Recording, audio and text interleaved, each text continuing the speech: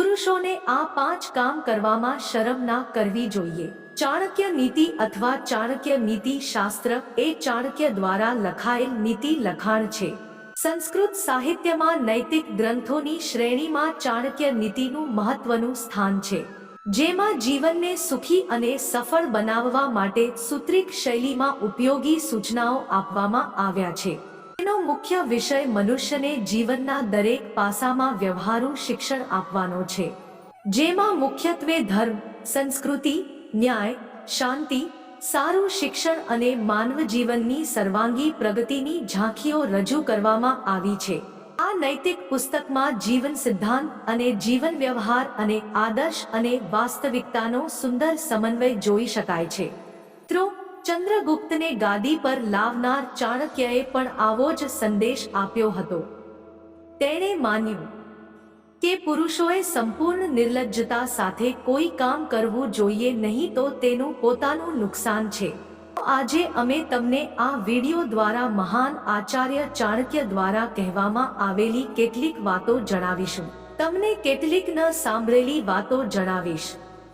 તેમના મતે શર્મથી આપણી જાતને નુકસાન થાય છે, તેથી જો તમારે આવા નુકસાનથી બચવું હોય તો તમારે અમારો આ વિડિયો અંત સુધી ચોક્કસ જોવો પડશે।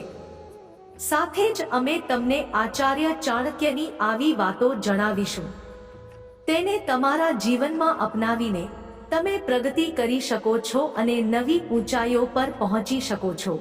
મિત્રો, આચાર્ય ચાણક્યને ઘણા રાજકીય અને શાસ્ત્રો સહિત લગભગ તમામ વિષયોની ઊંડી સમજ હતી। કદાચ તેથી જ ચાણક્ય મનુષ્યના સારા જીવન માટે નીતિશાસ્ત્રની રચના કરી શક્યા હતા। અને કદાચ આ જ કારણ છે કે આજે પણ જ્યારે કોઈ ગુરુની વાત થાય છે ત્યારે લોકોના હોઠ પર ચાણક્ય નીતિ આવે છે। જો કોઈ પણ વ્યક્તિ પોતાના જીવનમાં આ નીતિઓ અપનાવે છે તો તે હંમેશા સફળતાની સીડીઓ ચડશે। નીતિ શાસ્ત્રમાં ચાણક્ય પુરુષોને 5 કામ કરવામાં શરમ ન અનુભવવાની સલાહ આપે છે। જે પ્રથમ છે, પુરુષોએ તેમના જીવનસાથીને પ્રેમ વ્યક્ત કરવામાં ક્યારેય સંકોચ ન અનુભવવો જોઈએ। જો કોઈ પુરુષ નિર્લજ્જતાથી તેની પત્ની કે પ્રેમિકા સમક્ષ પોતાનો પ્રેમ વ્યક્ત કરે તો તેને માનસિક અને શારીરિક સંતોષ મળે છે। આમ કરવાથી તેનું જીવન સુખી રહે છે। જ્યારે એ જ પુરુષ પોતાની પત્નીને પોતાનો પ્રેમ વ્યક્ત કરી શકતો નથી ત્યારે ધીમે ધીમે તેના જીવનમાં નિરાશા છવાઈ જાય છે। માનસિક રીતે ફરીથી સ્થિર રહેવા સક્ષમ છે, તેમજ તે શારીરિક રીતે સંતુષ્ટ નથી। ચાણક્ય નીતિમાં કહેવાયું છે, જો કોઈ પુરુષ કે સ્ત્રી પોતાનો પ્રેમ વ્યક્ત કરવામાં મોડું કરે છે અથવા અમુક પ્રકારની શરમથી, તેથી કોઈક વિચિત્ર માણસ તેની પત્નીના જીવનમાં આવી શકે છે અથવા તે પુરુષ કોઈ અન્ય સ્ત્રી સાથે સંબંધ ધરાવે છે અને જો તે થાય, તેથી એ સમજવું અઘરું નથી કે તે કુટુંબ વિખેરાઈ જશે। તેથી ચાણક્ય નીતિમાં કહેવામાં આવ્યું છે કે પુરુષોએ નિર્લજ્જતાથી પોતાનો પ્રેમ વ્યક્ત કરવો જોઈએ। જો તમે શરમાળ અનુભવો છો તો તમે જીવનમાં ક્યારેય શાંતિ અને સુખ મેળવી શકશો નહીં। અને આ સ્ત્રીને પણ લાગુ પડે છે કે તેઓએ તરત જ તેમના માણસો સમક્ષ તે વ્યક્ત કરવું જોઈએ, નહીં તો પુરુષો પણ અહીં અને ત્યાં અથડાવી શકે છે। ચાલો આગળ વધીએ। હવે આગળના સ્કેલ તરફ આગળ વધીએ। બીજી વાત એ છે કે ચાણક્યજી કહે છે કે માણસે ક્યાંય પણ ખાવામાં શરમ ન અનુભવવી જોઈએ। ઘણા લોકોને આદતો હોય છે કે તેઓ ઘરની બહાર ખાવામાં ખૂબ જ સંકોચ અનુભવે છે। ઓછું ખાઓ અથવા ન ખાવાના બહાના બનાવો। આમ કરવાથી તેઓ પોતે જ મોટું નુકસાન ભોગવે, કારણ કે ભજન પણ ખાલી પેટે કરી શકાતું નથી। તો શાંતિ ક્યાંથી મળશે? તદુપરાંત જ્યારે વ્યક્તિ ભૂખ્યો હોય છે ત્યારે મન પણ ખૂબ પાછળ રહે છે, તેથી દરેક મુદ્દા પર ગુસ્સે થવાની સંભાવના છે। પ્રથમ, જો તમે આ કરો છો તો તમારે આખી રાત ભૂખ્યા સૂવું પડશે અને ખાલી પેટે રાત્રે ઊંઘ પણ નથી આવતી। તેથી જ આચાર્ય ચાણક્યએ ભાર મૂક્યો છે કે પુરુષોએ શરમ રાખ્યા વિના તેમના હૃદયની સામગ્રીનું ભોજન કરવું જોઈએ। ભલે તે ઘરની બહાર ખાય અથવા કોઈ સંબંધીના સ્થાને કોઈ વ્યક્તિ તેના પેટથી વધુ ખાઈ શકે નહીં. તેને ખાતી વખતે શરમાવાની જરૂર નથી. તમારા હૃદયની સામગ્રી પ્રમાણે ખાવાથી તમારું મન અને સ્વાસ્થ્ય બંને સ્વસ્થ રહે છે.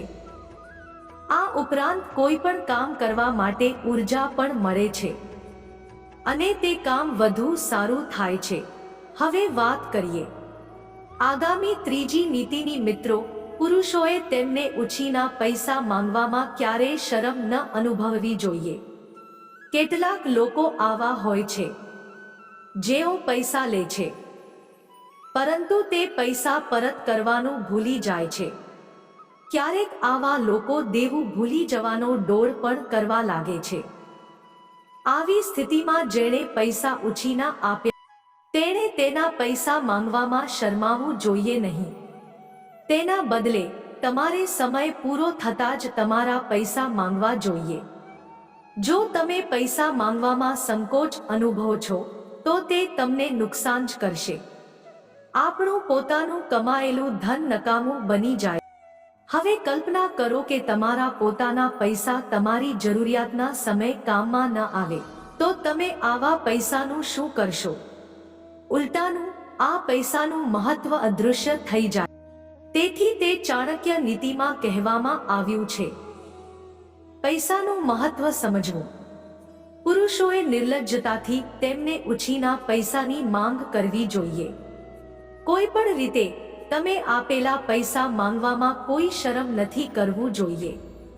હવે વાત કરીએ ચોથી નીતિની. પુરુષોએ તેમના ગુરુઓ સાથે સંકોચ ન કરવો જોઈએ. કારણ કે જો તમે શિક્ષકો સામે સંકોચ કરશો તો કઈ રીતે નવું શીખશો? કોઈ પણ પ્રકારનું જ્ઞાન કોઈ પણ સંકોચ વિના યોગ્ય રીતે શીખી અને સમજી શકાય છે. માણસ જેની પાસેથી કંઈક શીખતો હોય તે માટે તેને શરમ ન આવવી જોઈએ. જો શીખતી વખતે શરમની લાગણી હોય તો માણસ સંપૂર્ણ કે સારી રીતે શીખી શકતો નથી. અને કહેવાય છે કે અધૂરું જ્ઞાન બહુ ખતરનાક હોય છે.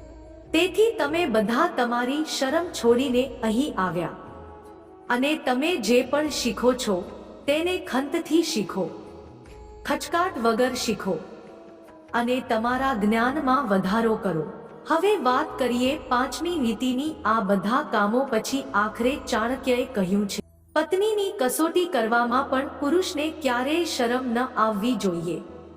જો કોઈ ધનવાન માણસ અચાનક ગરીબ થઈ જાય તો શું તેની પત્ની હજી પણ તેને એટલો જ પ્રેમ કરે છે?